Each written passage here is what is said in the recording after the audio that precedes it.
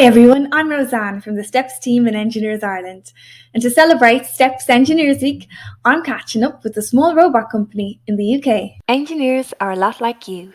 They are professional problem solvers. They improve our world. There are engineers who specialise in fixing farmers' problems. I'm going to find out more about the small robot company and what they do, the engineers that work there, and of course, meet the small robots. First up are Sam and Ben to tell us more about the small robot company. So I'm here because farming's got problems. Farming should be about feeding the world, but the world's population's growing and the crops that we're producing are not increasing in yield. And I'm frustrated because farming is the last old-fashioned industry. Farming should be a digital, data-driven business. We need radical change. Big's not working anymore. We've hit a limit, and pushing that limit is exacting a terrible cost on our environment. 15 years ago, Professor Simon Blackmore of Harper Adams had an inspirational idea. What if we didn't use tractors for all aspects of fieldwork? What if we used lots of small robots instead? What if farming became digital? We're an agri-tech startup with a deceptively simple idea. Let's use small robots, not big tractors.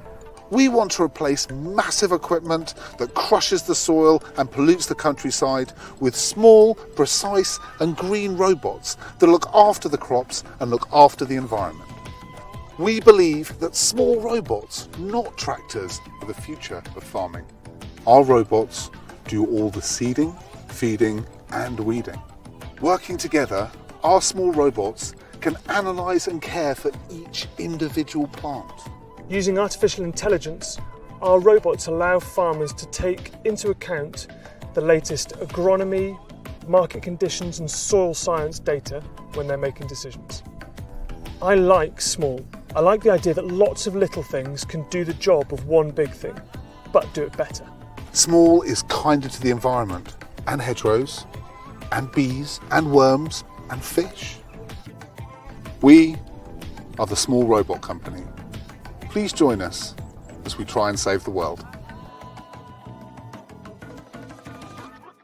Now, let's meet some of the engineers who work with the small robot company to design robots and create technology that will make farming more efficient and sustainable in the future.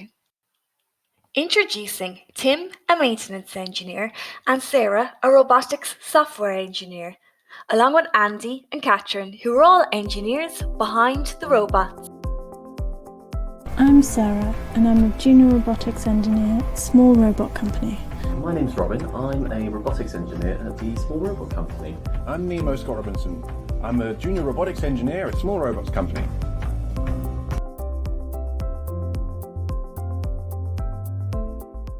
My job at Small Robot Company to work out how to build the robots. So it's very important that I pick the right people and the right technology to use for us to put the robots together. I'm designing robots to farm autonomously so that they can move around the fields on their own. I initially studied neuroscience for a bachelor's degree and went on to do a master's in robotics and got really interested in designing mobile robots.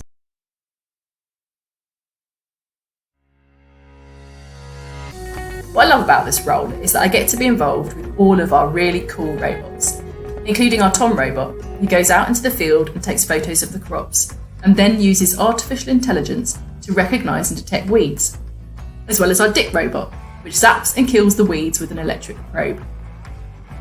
We're working on technology to make farming more efficient and sustainable for the future. You can make an amazing robot that will change farming and the world forever. Now it's time to meet the robots, Tom, Dick, and Harry.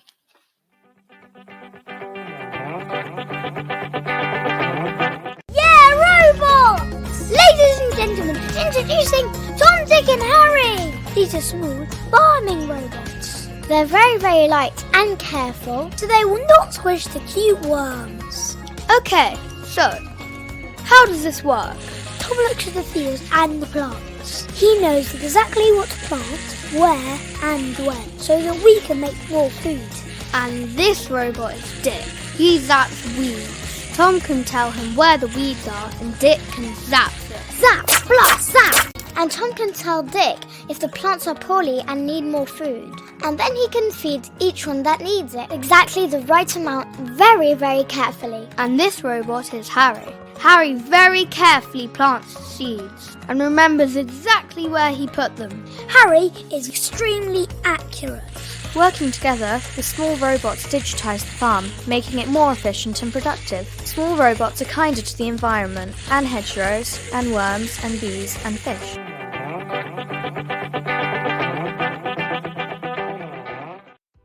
To kill weeds without using chemicals, we want to put electricity through them.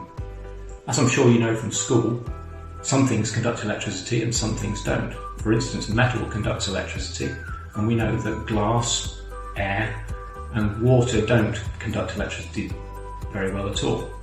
However, we also know that lightning, which is electricity, goes through air because we see the lightning bolt go from the cloud to the ground. The difference is voltage. Batteries like this are 1.5 volts, and normal batteries in the house are up to 9 volts. This PP9 is a 9 volt battery. Your phone battery is 3.7 volts, but we know that lightning, which is electricity, travels from the clouds through the air to the ground. Big difference there is that's 1 billion volts. So if we get the voltage high enough, we can make most things conduct. So that's how we actually get electricity to travel through plants, by having a really, really high voltage. Now you can make this really high voltage at home. All you need to do is take a balloon, rub it against your hair. Once your hair starts standing on end, you can then take it in a dark room and move the spoon really close to it. If you move the spoon really close to it and look really, really closely, you'll see a little spark. You've generated enough voltage to be able to make a spark. Fortunately, not enough to kill you, and unfortunately, not enough to kill weeds. Now Andy is going to answer some of your questions.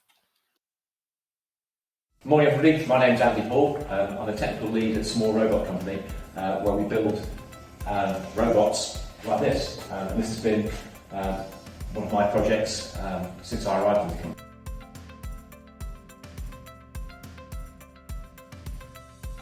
At school, and when I was young, a long time ago, I was continually playing with Meccano, playing with Lego, taking things to bits, messing around with lawnmowers and machines, not being very successful at doing that, but it was messing around with things and getting hold of them and having a curiosity about exactly how they work that really got me interested in engineering.